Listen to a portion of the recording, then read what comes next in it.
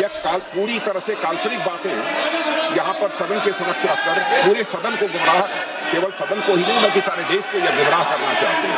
इसलिए मैं आपसे अनुरोध करूंगा कि इस विषय पर इन्हें बोलने से रोका जाए।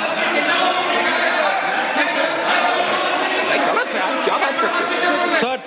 Sir, Chinese forces were approaching Kailash Ridge. 4 tanks.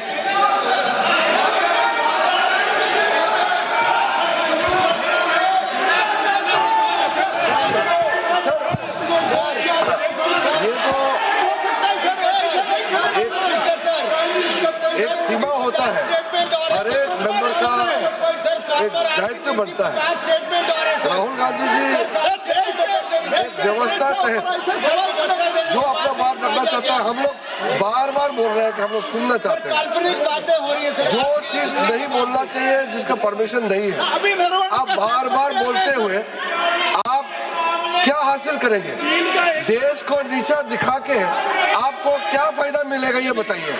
हमारा और आपका मतभेद हो सकता है, देश हित में हम सबको एकजुट आना चाहिए, इसमें तो कोई मतभेद नहीं है।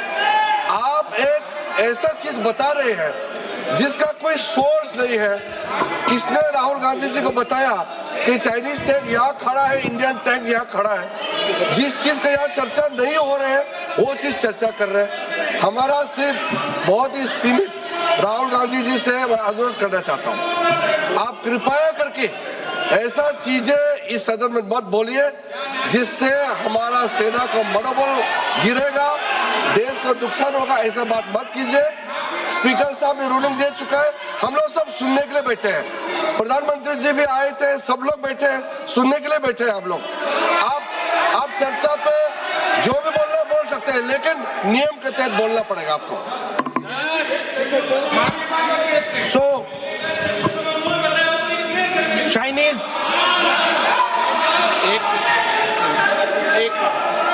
एक मिनट सर, ये बात सर 31 अगस्त 2020 में शुरू होती है। 4 टैंक्स हिंदुस्तान ने कैलाश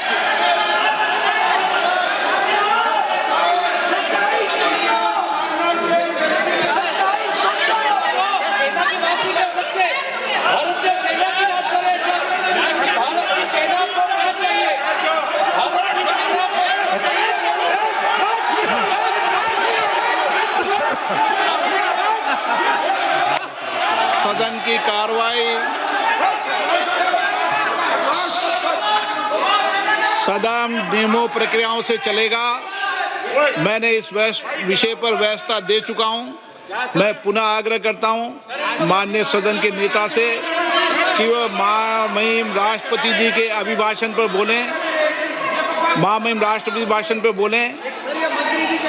आप राष्ट्रपति अभिभाषण बोले, मुझे कोई दिक्कत नहीं है, लेकिन आप सर, मैं नेशनल सिक्योरिटी पर बोल रहा हूं। नेशनल सिक्योरिटी सेंट्रल है प्रेसिडेंट भाषण का।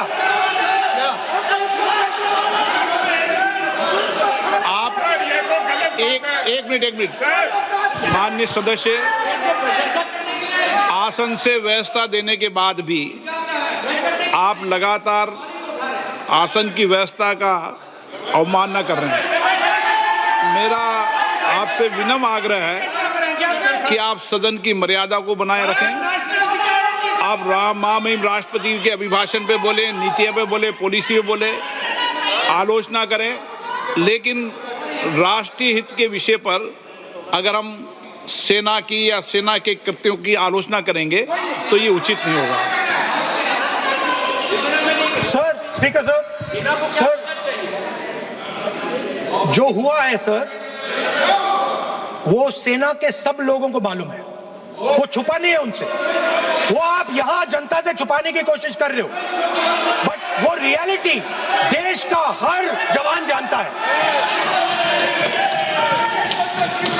उनके commander in chief Naravane ji, chief of army staff ji. सदन की कार्रवाई अगर आप नहीं बोलना चाहते, आसन की व्यवस्था को नहीं मानना चाहते, क्या है? मैं तो चाहता हूं आप बोलिए, सदन आपका है, आपको बोलना है। राष्ट्रपति की अभिभाषण में बोले, आप नीतियों पे बोले, आलोचना करें, जो कुछ कहना है कहें। मैं किसी को रोक नहीं रहा सदन में सर, मैंने पहले भी कभी नहीं रोका,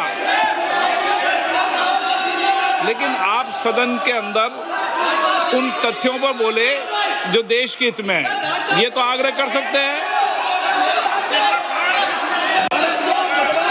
सर, मैं राहुल गांधी जी से अनुरोध करता हूं, आप बार बार उस चीज का जिक्र कर रहे हैं जिसका जानकारी आपको नहीं है। किताब के बारे में और जो मैगजीन के बारे में कोई पुष्टि नहीं है।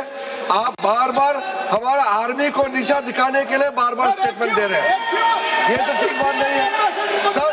और दूसरा सर, अगर मेरा रिक्वेस्ट ये है, अगर राहुल गांधी जी अगर हमारा बॉर्डर के बारे में बात करना चाहते हैं माइक चालू तो कांग्रेस पार्टी आज इस सदन में बताए 1962 में हमारा कितना जमीन आपने चाइना में सरेंडर किया।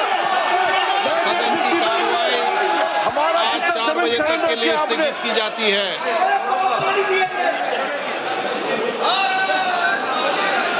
पुन्हा एकदा लोकसभेचं कामकाज 4 वाजेपर्यंत तहकूब करण्यात आलेलं आहे। ही सगळ्यात मोठी बातमी आपण पाहतोय। राहुल गांधींनी बोलण्यास सुरुवात केल्यानंतर लोकसभेत पुन्हा एकदा गोंधळ उडाला, पुन्हा एकदा गदारोळ पाहायला मिळाला। राहुल गांधींनी पुन्हा एकदा नरवणेंचं नाव घेतलेलं आहे।